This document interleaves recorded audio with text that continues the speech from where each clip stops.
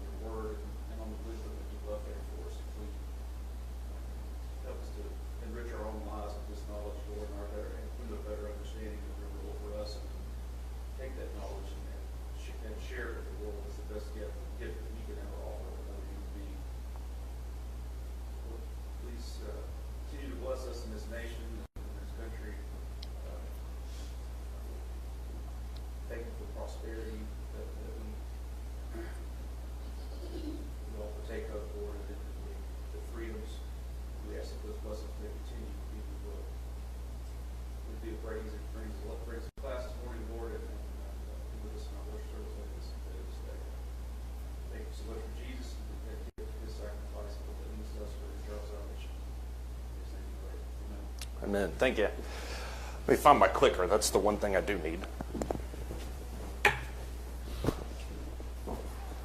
Oh, here it is, right in front of me. Of course, always. All right, let's go ahead and get started. Before we jump into this section, because this is 200 plus verses in Exodus 35 through 40. Before we jump into that, obviously we're going to kind of take a second. If you were here on Wednesday, we talked about what we're going to be discussing next quarter. I do want to kind of re-mention that for those of us who weren't there. But on Wednesdays next quarter, if you're going to be with us, this is going to be an entire section on 1st and 2nd Chronicles. As I mentioned on Wednesday, this is isolated because I think sometimes we kind of lump Chronicles in with Kings and Samuel. Kings and Samuel are much more historically oriented, and so it makes sense to kind of dive into those. Chronicles is uniquely kingdom-oriented. And so the theme of that class, instead of just discussing the idea of Chronicles, is how Israel failed, as you can see behind there. You have a very clear line from the beginning of Chronicles all the way to the end of it, when they go from their kind of reinstatement as a kingdom all the way to exile. So that's going to be what we discuss on Wednesday nights. I'm excited about that one. On Sundays, I'm really excited about this one. An entire quarter just on the trial of Jesus. As I mentioned Wednesday, this will either be the best class I ever do or it will be absolutely the worst one. I'm not entirely sure yet because it will be very academic. It's going to be very minutia focused. My goal with this class is to be the most in-depth class any of us will ever have on this specific event, which I do think is the most pivotal event in human history. So I feel like it deserves 12 weeks. And so we're going to spend 12 weeks on that. We're going to go into the characters, kind of the historical setting, the political setting. We're going to talk about the nuts and bolts of crucifixion. So that's going to be what that quarter is about. I'm really excited about getting going. I think it's going to be awesome. I hope everybody else enjoys it as well. As we kind of round up this class, though, on Exodus, I want to say, too, how much I've appreciated this class. This has given me a new appreciation for this book. I hope that you've enjoyed it as well. This last section is super meaty. Chapters 35 through 40 are a very, very lengthy section. 200 verses. We are not going to take it verse by verse because that would be the definition of insanity.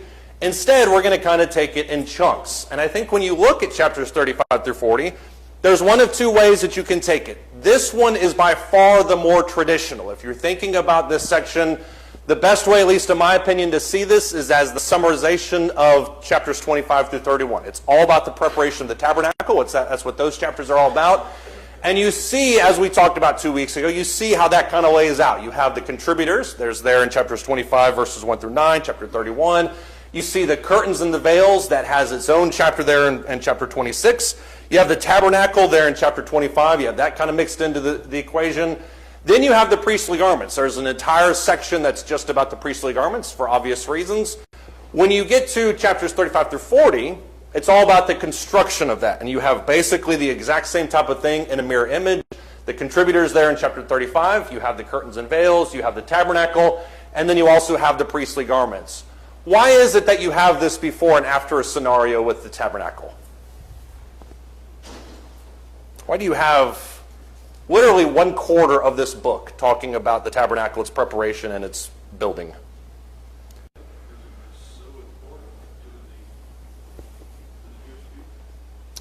It was so important, right?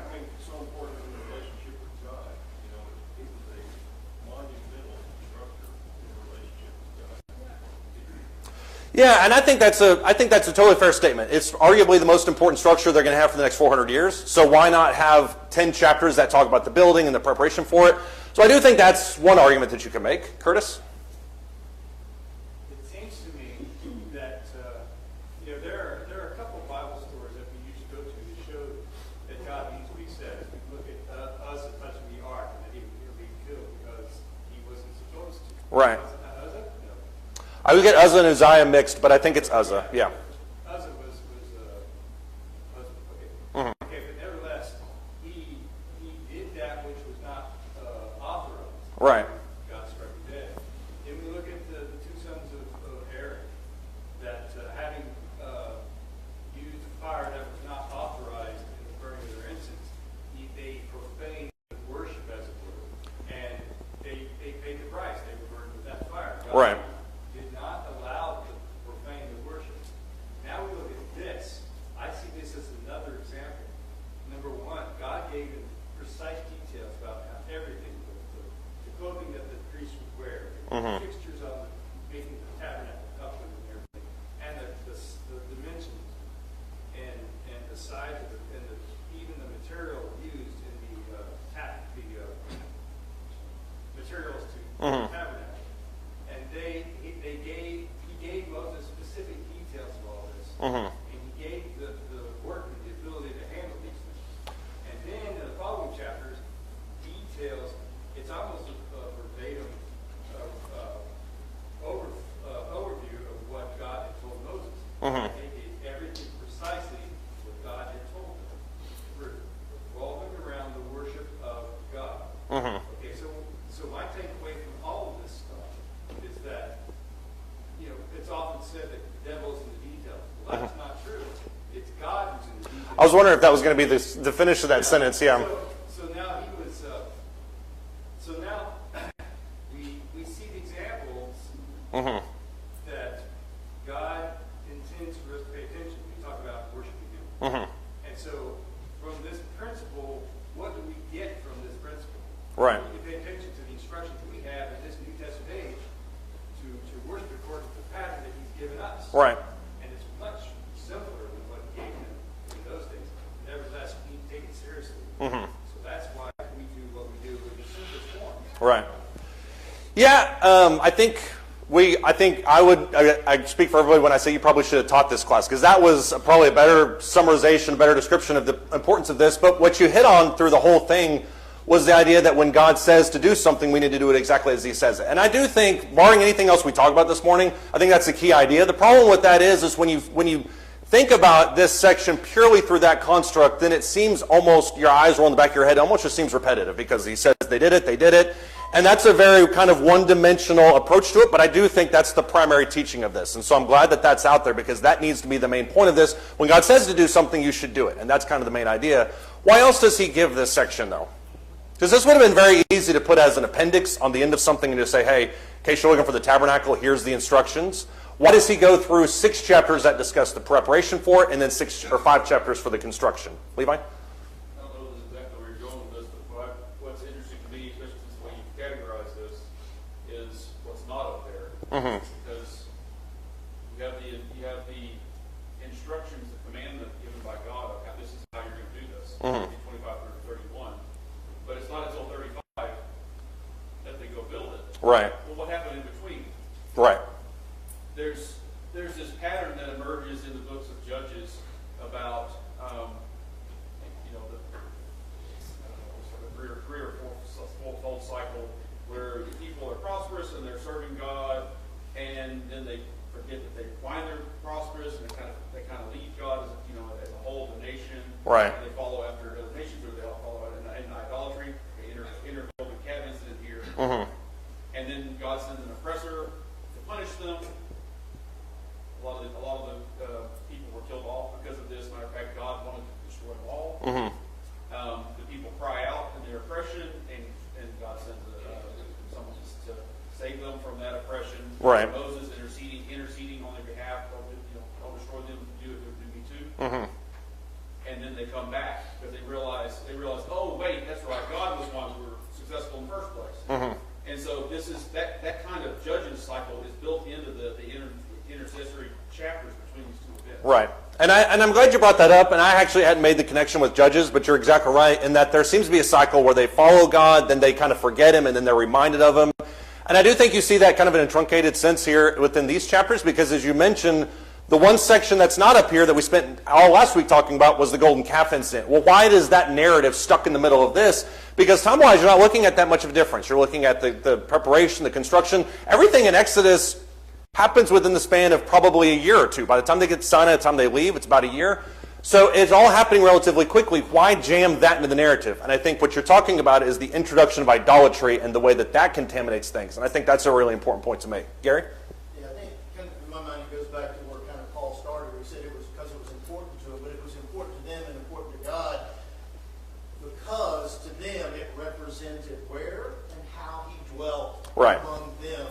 We don't see that kind of focus in the New Testament because we know He doesn't dwell in the building anymore. But for them, that represented Him in their presence. Right. And I think that's one of the points that I want to make too, is when we think about the tabernacle, we think of it as curtains and veils and poles, and that's just kind of an Old Testament thing.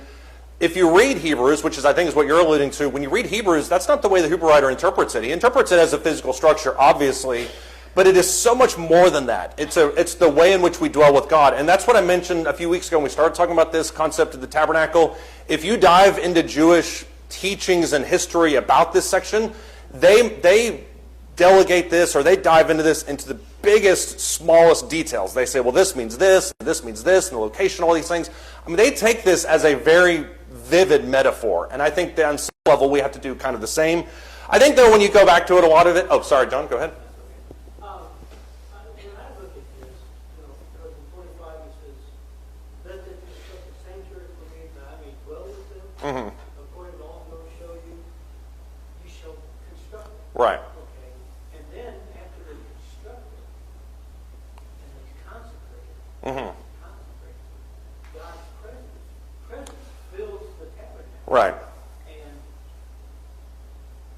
after that, when God was there, it was a cloud by day and a pillar of fire by night. Right. And they stayed where they were until that lifted.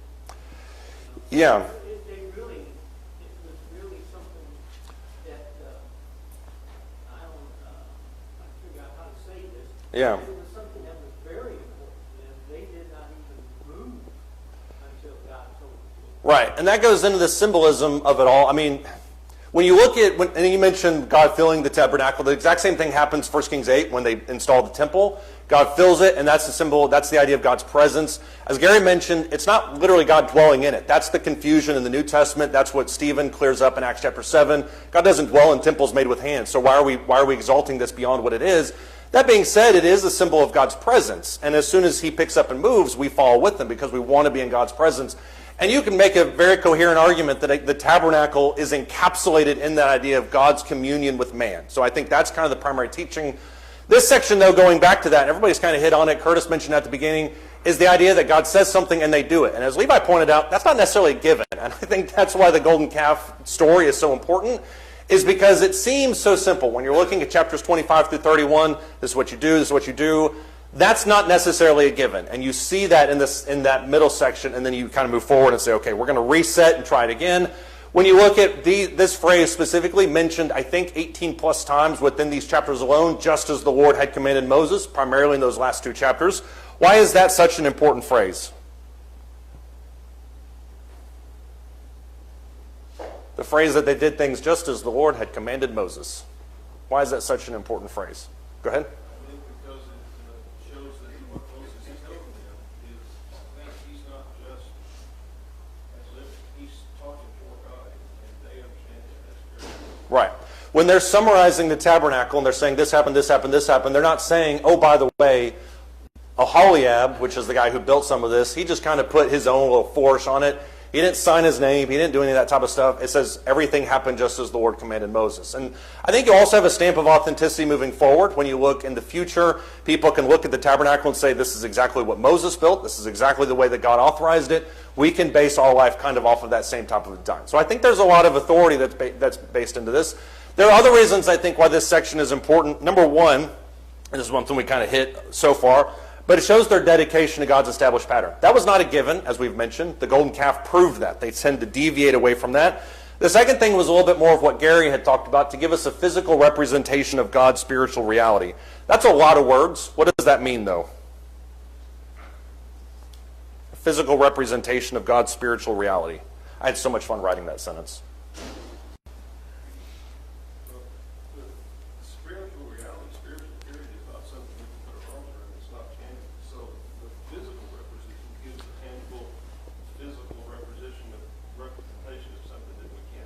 Exactly. If we're thinking about, and keep in mind this whole class is how to make a nation. So it's all about Israel's relationship with God, how they commune with Him, ultimately, as we talked about at the beginning, how they understand Him.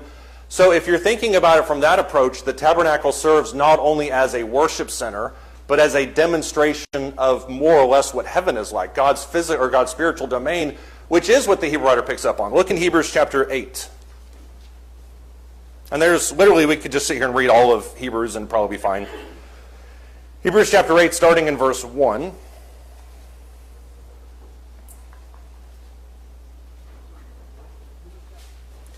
Hebrews chapter 8, starting in verse 1. I love, by the way, how the Hebrew writer kind of stops and takes a breath, and he says, by the way, we're summarizing. Hebrews chapter 8, verse 1. Now the main point, what has been said, is this. Thank you, Hebrew writer. We have such a high priest who has taken his seat at the right hand of the throne of the majesty in heavens, a minister in the sanctuary and in the true tabernacle, which the Lord pitched, not man. For every high priest is appointed to offer both gifts and sacrifices, so it is necessary that this high priest also have something to offer. Now if he were on earth, he would not be a priest at all, since there are those who offer the gifts according to the law, who serve a copy and a shadow of the heavenly things, just as Moses was warned about by God when he was about to erect the tabernacle. For, and this is our exact point that we're making, see that you make all things according to the pattern which was shown on you on the mountain. Verse 6, but now he has obtained a more excellent ministry, by as much as he is also the mediator of a better covenant, which has been enacted on the better promises. The Hebrew writer makes the very clear connection that just as God did everything through the tabernacle and it was all made according to his specifications, Jesus fulfilled a high priestly function in a spiritual sense under the new covenant. That's why this is so important. If this goes off the wall, then everything else goes off the wall. Look in chapter 9 now. Even the first covenant had regulations, verse 1, of divine worship in the earthly sanctuary. For there was a tabernacle prepared, the outer one, in which were the lampstand, the table, and the sacred bread. This is called the holy place. Behind the second veil there was a tabernacle, which is called the Holy of Holies, having a golden altar of incense, the ark of the covenant covered on all sides with gold, in which was a golden jar holding the manna, Aaron's rod which budded, the tables of the covenant. And above it were the cherubim of glory, overshadowing the mercy seat. But of these things we can't, verse 5, speak now in detail. A lot of that's been destroyed. Verse 6, when these things were so prepared, the priests were continually entering the outer tabernacle, performing the divine worship. But into the second, only the high priest enters once a year, not without taking blood, which he offers for himself and for the sins of the people committed in ignorance. Any Jew worth their salt is going to know everything he just said. So why is the Hebrew writer talking in detail about the tabernacle when he's making a new covenant point? Why bring up any of this? They cover this in Judaism 101. Why cover any of this? Curtis? As you mentioned, this is a physical representation of God's spiritual reality, a direct correlation between the physical implements in the tabernacle and of the tabernacle, that they relate to spiritually who Christ is, what he's done. Exactly. You cannot claim, even on a base level, you cannot claim that Jesus is a perfect high priest unless he fits every single description of the high priest from the Old Testament. So when he's talking about all this, he says, you know this, you know this, you know this. This is all the stuff that Jesus did. And you see this in verse 8. The Holy Spirit, Hebrews chapter 9, verse 8, is signifying this, that the way into the holy place has not been disclosed while the outer tabernacle is still standing, which is a symbol for the present time. Accordingly, just like in the Old Testament, both gifts and sacrifices are offered, which cannot make the worshiper perfect in conscience, since they relate only to food and drink, various washings, regulations for the body imposed until a time of reformation. But when Christ appeared as a high priest of the good things to come, he entered through the greater and more perfect tabernacle, not made with hands, that is to say, not of this creation. We probably should have asked this question at the beginning of the quarter, but what's the point of studying the tabernacle? You think Exodus is just the plagues and the Red Sea. The real focus is in the tabernacle. Why is that important to study? You can make an argument, why is the Old Testament important to study? Because it gives us, I would say, a physical representation of God's spirit. I think that's a strong point. The physical representation of God's spiritual reality. That's a very strong point. Joe trademarked that just now, so now he gets all the royalties. Why is it so important to discuss the tabernacle in the Old Covenant? John? I'll take a stab at it. The tabernacle to the Jews was where God came down to man and gave man laws to live by, and a place where when man sinned, they could go and offer sacrifice. Right. Have that sin not blotted out, I guess carried forward. Right. Okay, and then we contrast that with Jesus being the high priest. He didn't go into that earthly tabernacle to do anything. He went to the heavenly tabernacle and offered his sacrifice there. Right, and the only reason you understand what those new covenant, the sacrifices, the value of that is because of something like the Old Testament. I think that's a perfect understanding of that. I have no problem with that at all. Ken, do you have something? Okay. I think also one of the reasons why this is so important, and this is one reason why I wanted to read Hebrews a little bit in detail, is because the Hebrew writer is making a point with this section, really starting in chapter 7, that the more in depth you go into Jewish customs and history and rituals, the more you see a one-to-one parallel with Jesus and his fulfillment. And when we talk about Jesus' fulfillment of the Old Covenant, we sometimes think about it in very simple terms. We think about his sacrifice and his resurrection, all these different things.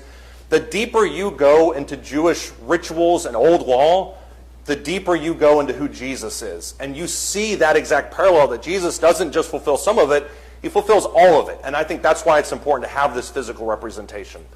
I think you also see here, and this is what John talked about a little bit, it reinforces the only way that God can dwell among his people. There's just the simplistic way of looking at it. Look at Exodus chapter 40 and verse 34. That idea of the pillar of cloud and the pillar of fire, that's all uber important. Exodus chapter 40, starting in verse 34. Then the cloud covered the tent of meeting, and the glory of the Lord filled the tabernacle. Moses was not able to enter the tent of meeting because the cloud had settled on it, and the glory of the Lord filled the tabernacle. Throughout all their journeys, whenever the cloud was taken up from over the tabernacle, the sons of Israel would set out. But if the cloud was not taken up, then they did not set out until the day when it was taken up. Throughout all their journeys, the cloud of the Lord was on the tabernacle day by day, and there was fire in it by night in the sight of all the house of Israel. Why does Moses end Exodus with those verses? He should have ended it with, we're out of Egypt, yay, but he did not. Why did he end it talking about that?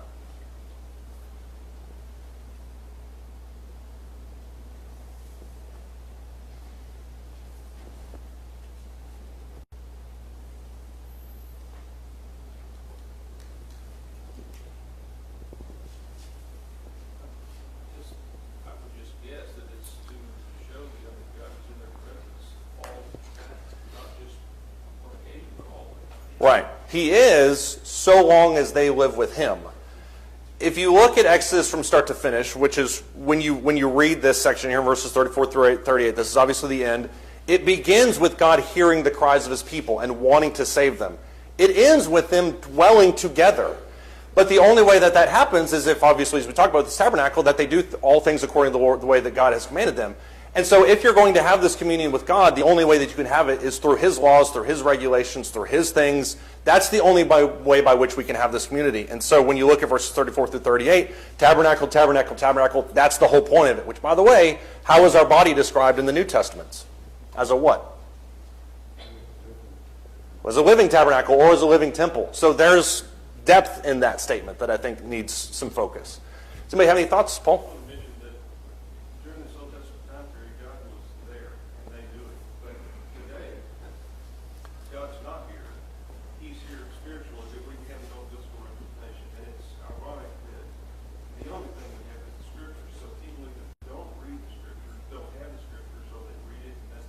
Right.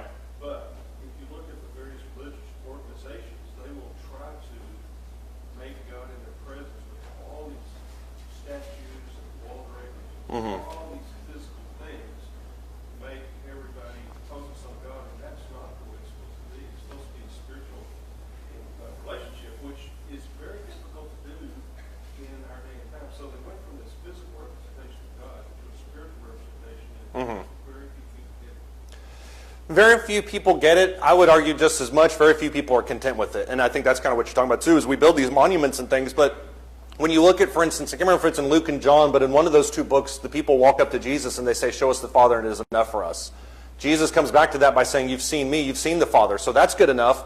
But John, the first few chapters, talk about how Jesus is the Word. He's the light. So you're right in one sense that God doesn't directly dwell with us in the way that he did with them. But you're also right in the sense that he dwells with us, I would argue, in a more complete way than he did with them. Because we can read the Word, we can see the Word, we can follow it. So there's a lot of parallels, I think, with this. Does anybody else have any thoughts or comments? Yeah, James? Well, and one thing, with him dwelling within it, they proved with Mount Sinai that they couldn't handle even 1 degree separated from God's actual presence. Right. Because they feared they turned away from him, and then Moses had his face shining. That close to God, they also feared that Moses had to hide his face. Right. I think it also shows their inability to be in the presence of God as well. Yeah, it really is shocking. I mean, and we talked about that last week with Moses hiding his face. Why is it that they're so scared of God's presence? Because this is after the law, this is after the golden calf. You would think that they would want to get closer to him. And I think that's part of why Hebrews 10, once again, talks about drawing near with confidence. Is it's not something that you should be scared of unless you're not doing what he wants you to do. But if you're doing what he wants you to do, it's the best relationship you could ever have because you're drawing closer and closer to him. So we can parse that to infinity, but I do think that's a really important, powerful point too. Joe, did you have something?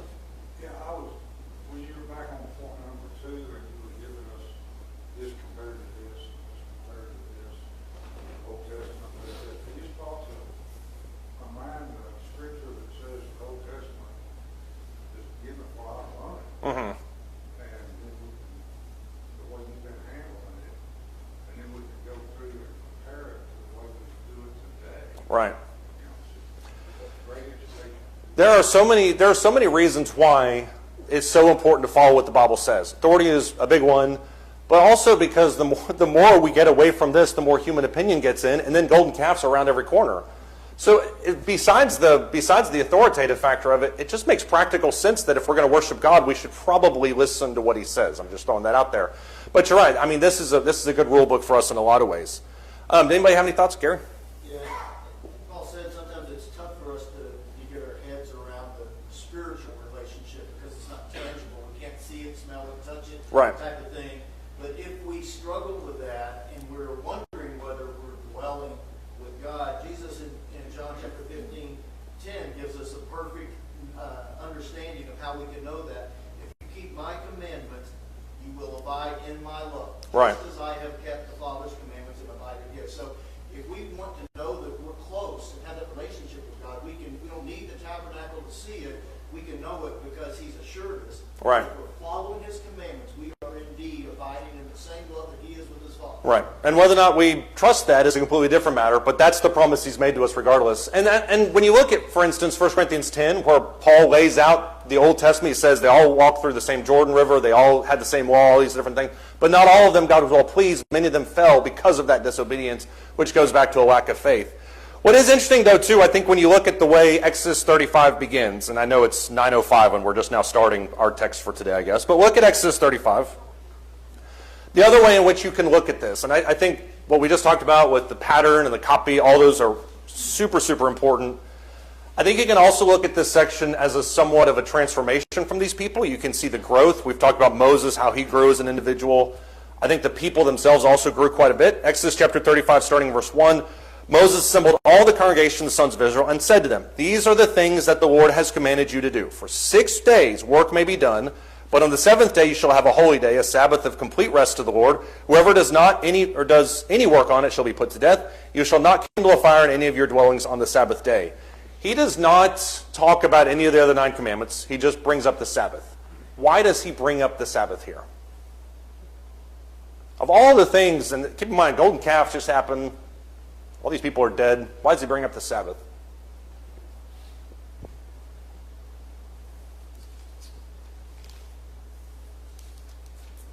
Ken, now you're ready. Go ahead.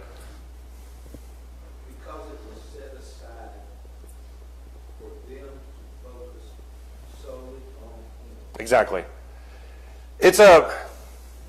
The more I look in the Old Testament, and I still obviously don't think we need to keep the Sabbath. That's not where I'm going with all this. But when you look at the Old Testament in detail, the Sabbath and the concept of Sabbath appears all over the place. And primarily with what you're talking about, that you have this day where you just stop and you just reset and you dwell, primarily focus on God and Him exclusively. There's a period of time where it seems like they didn't observe it. And certainly when you look at the exile, when they come back from exile, when we get into Chronicles, they said they go into exile so that the land can have its Sabbaths. And so there's a period where just nobody's really observing it as they should, it seems like. Why does God reinforce the Sabbath, though? What did they need to learn? After you've just created a golden calf, what do you need to learn?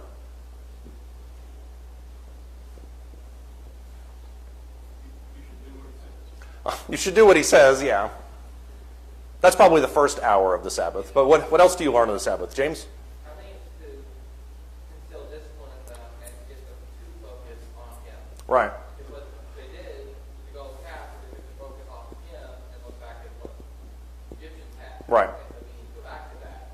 But this isn't hard to not only get them to rest, to recover, physically be in better condition, but to spiritually be closer to Him. Right. And it plays into what you said earlier. When they're 1 degree away from God, that's when things start to go haywire. And so the Sabbath is, in a sense, a reset, a rest, and a restore, but a refocus on what's important. And as long as they keep that barometer calibrated, then they can live their other 6 days and do their other stuff and live and grow. But they need to spend some devoted time just towards God. Ken? God was providing everything for them Mm-hmm. that they needed. Shared it in Numbers, it says, the cloud would go over here and set, Mm-hmm. and that was where they would go to the next place to camp. Right. Everything was provided, food, water, Mm-hmm. but yet they still had issues trusting Him. It's like us. Everything is provided for us. Mm-hmm. Not written out, it's there. Right. We can see it. But we still have, well, I know that's what it says, but maybe it means to do this. Yeah, I know what God told me, but I don't have 100% faith, so I'm going to add a little bit to it. And so I'm just going to kind of cater it to what I want. Yeah, and the Sabbath restores that. Elaine, did you have something? Yeah. Okay, sorry. I'm seeing hands all over the place. Levi? Yeah. Okay, good. The weekly Jewish Sabbath is a microcosm of man's life on this earth. Mhm. You're going to work for a while and then you rest with God. Right. Same thing for a lot. Yeah. You focus on what you want to focus on, but then one day you just focus on what God wants to focus on. And the Sunday isn't a Sabbath by any stretch of the imagination, but this block of time gives us an opportunity to devote ourselves to just that thought. When we pray about that, push all the worldly thoughts out of our mind, just think about how He supplies us and He restores us and He helps us. What's interesting about this is when you look at the way Exodus 31 opens up, when verses 12 through 17, he talks about the Sabbath. This is right before the whole golden calf incident. You see this whole emphasis on the Sabbath and focusing on it and following through with it. In verse 16 of Exodus 31, he says, the sons of Israel shall observe the Sabbath, celebrate the Sabbath throughout their generations as a perpetual covenant. It is a sign between me and the sons of Israel forever, for in 6 days the Lord made heaven and earth, but on the seventh day He ceased from labor and was refreshed. That refreshed, I would argue, is one of the key phrases of that entire thing. But He tells them, keep the Sabbath. Exodus 32 opens up with them making a golden calf. Obviously, they didn't care about God that much, so He reiterates it again in Exodus chapter 35. You need to keep the Sabbath as a Jew. You need to understand where God's blessings come from. You need to focus on Him. That's where you need to orient yourself.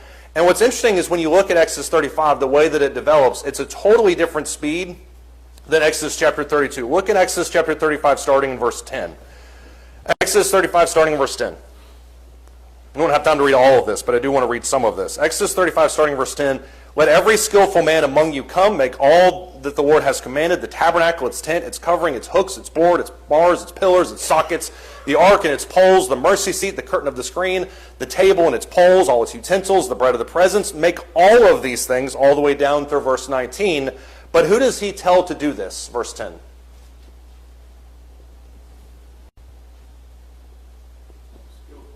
But every skillful man, is that specific at all? I mean, it would exclude me for sure, but it's not exclusive in the sense of only the Levites. It's every skillful man. Bezalel and Aholiab are going to be the overseers of this, but literally let everybody kind of contribute to this. This is going to be a nationwide effort, so we need some gifts, and so everybody needs to kind of take part and pitch into this. Verses 20 down through verse 35, you have this overwhelming response from the people. Verse 25, all the skilled women spun with their hands. All of verse 26, all the women whose hearts stirred with the skill spun the goat's hair. Verse 30, Moses said to the sons of Israel, the Lord has called by name Bezalel and Aholiab. So now you have this overwhelming response from the people, and the response is so great when you look at chapter 36 that they actually have to turn things away. Look in verse 1 of Exodus 36. Bezalel and Aholiab and every skillful person in whom the Lord has put skill and understanding to know how to perform all the work in the construction of the sanctuary shall perform it in accordance with all that the Lord has commanded. Verse 2, Moses called Bezalel and Aholiab and every skillful person in whom the Lord had put skill, everyone whose heart stirred him, to come to the work to perform it. They received from Moses all the contributions which the sons of Israel had brought in to perform the work in the construction of the sanctuary, and they still continued bringing to him freewill offerings every morning. All the skillful men, verse 4, who were performing all the work of the sanctuary came, each from the work which he was performing. And they said to Moses, the people are bringing much more than enough for the construction work which the Lord commanded us to perform.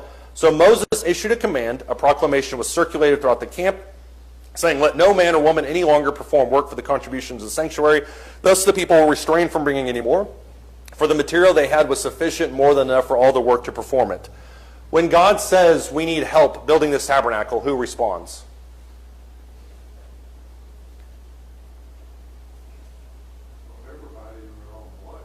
Everybody responds in their own way. And nobody is saying, well, I'm gonna, there's not a uniform sense in which everybody needs to build poles, everybody needs to bring gold. Everybody looked inside themselves and they said, what can I contribute to this effort? And then once they contributed to it, they did it more than obviously was necessary for it. Curtis? Right. Why was the response so great this time around? Which, by the way, as a simple note, the enthusiasm for this was much greater than for the golden calf, if you're keeping score at home.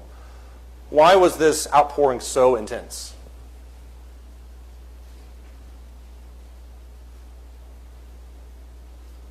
And as a side question, how had the people changed?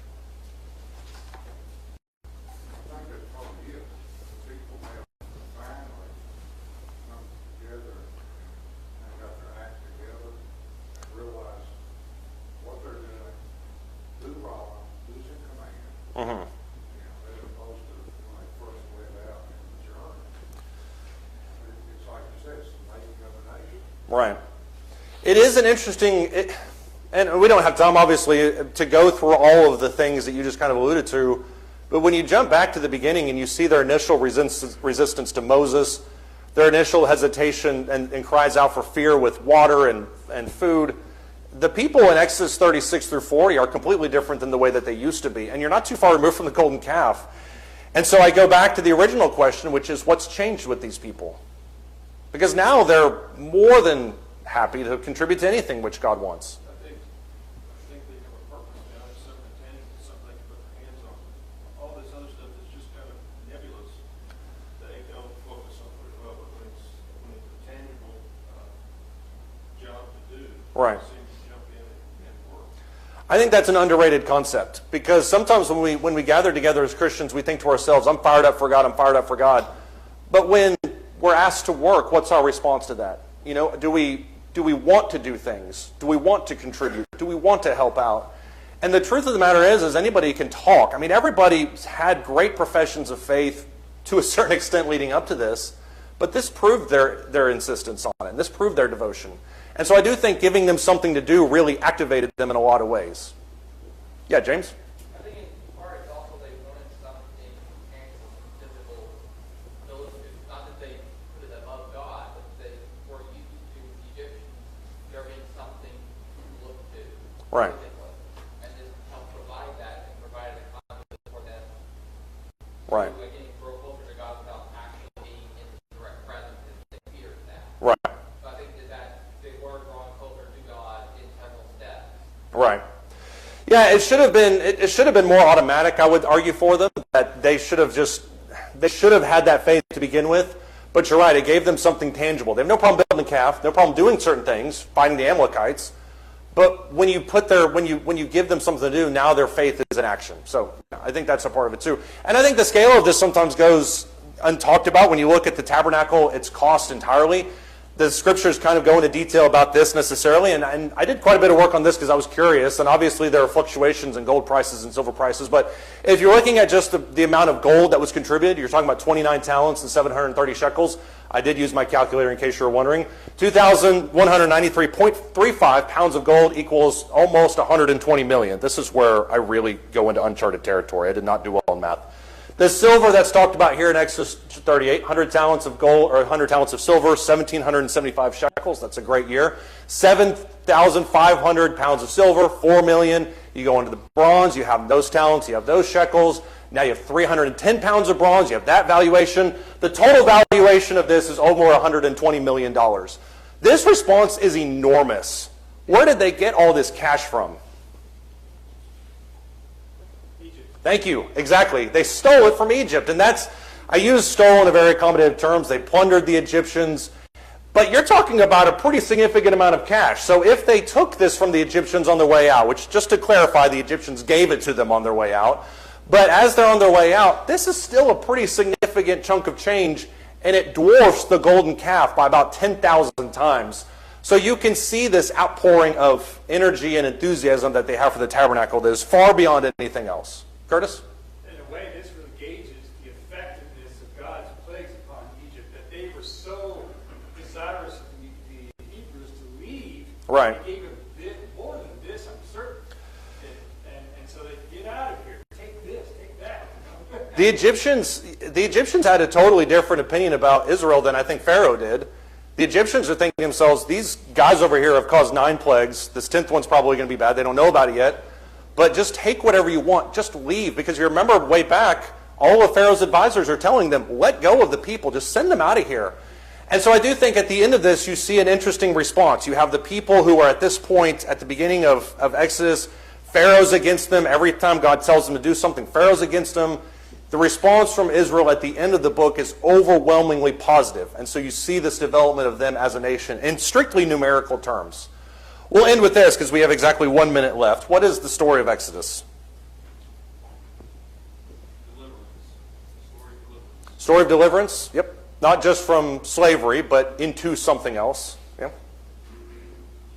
What else is the story of Exodus? Go ahead.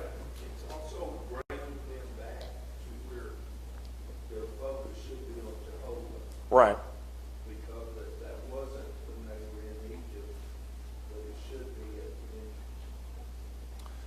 Yeah, it brings them where they should have been into focus. They leave Egypt at the end of, or leave Israel, Canaan at the end of Genesis. They go back to Canaan, or they're on their way back, and they kind of are restored to who they were when you look at their departure originally in Genesis. Dad? I'd say it's an example of God listening and preparing and providing for us, as if we are willing to stand for Him. Yeah, I think that's a good point too. It's very easy to think of this as just a story of a group of people. But it's also a story of individuals. And if you take it as a metaphor for what we said, and Levi used the word microcosm earlier, it's the exact same thing for us. How's our transition? How is our development? How's our growth? How do we learn faith in God? Exodus can be about that too. Any other thoughts or comments? Okay, we'll let Dad have the last word, and we'll end there. Next week, we will start with the trial of Jesus, and there will be a Law and Order theme song beginning of every class. So, thank you, guys.